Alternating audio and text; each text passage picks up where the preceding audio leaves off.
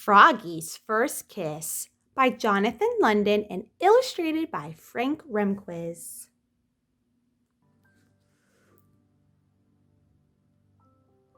It was the week before Valentine's Day, and for Froggy, Valentine's Day meant candy. But it also meant love.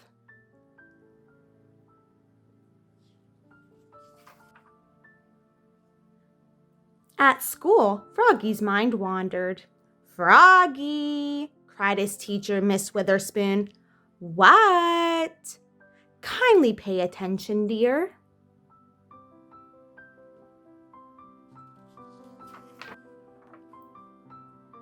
And that's when he saw the prettiest girl frog in the world, the new girl in class. Her name was Frogalina, and when she smiled at him, his insides got all soft and wiggly like he had caterpillars for breakfast.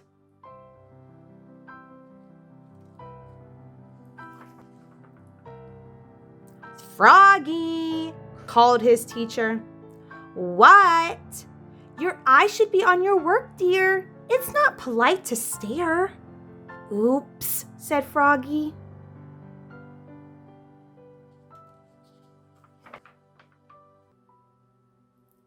At recess, Frogalina smiled at him through the monkey bars.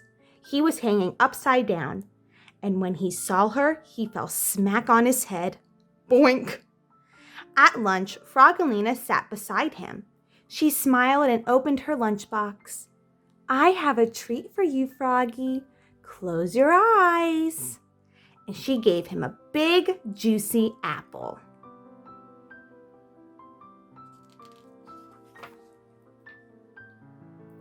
After lunch, Froggy and Frogalina played tetherball together. Frogalina wound up, socked the ball, and Froggy was so busy gazing into her eyes, the ball hit him in the head, boink, and knocked him down.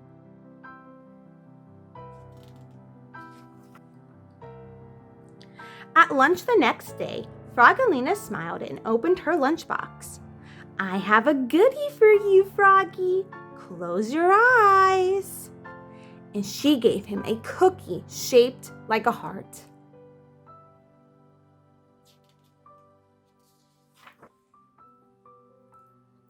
That afternoon, Froggy and his class made Valentines. They cut hearts out of paper, some big, some little, some red, some pink. And on just one, Froggy wrote, "I love you." He didn't want any of his classmates to see, especially Frogilina. So he worked under his desk.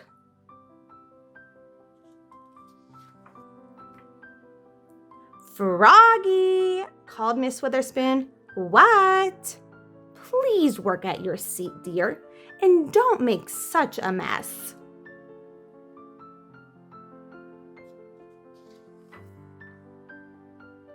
When Froggy stood up, he hit his head on his desk, boink, and everybody laughed, especially Frogilina. At lunch the next day, Frogilina sat beside him again. She smiled and opened her lunchbox. "I have a surprise for you, Froggy. Close your eyes." And what do you think she gave him? A big, juicy kiss. Smack on his cheek. "Blah!" spluttered Froggy, looking more red in the face than green.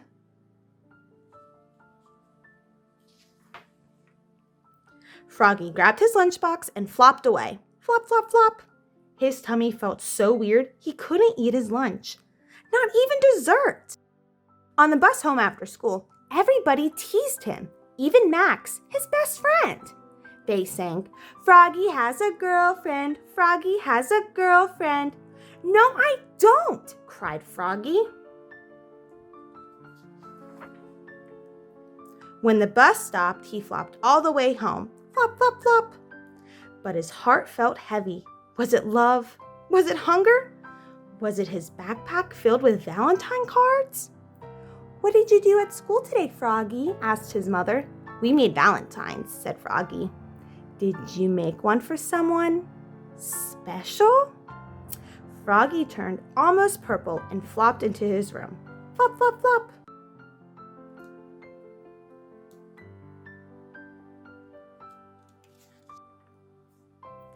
But the next morning on Valentine's Day, Froggy served his mother breakfast in bed and said, "Mom, that's someone special is you." And he gave his mother the big heart with the "I love you." And his mother gave Froggy a whole bunch of kisses. Candy kisses.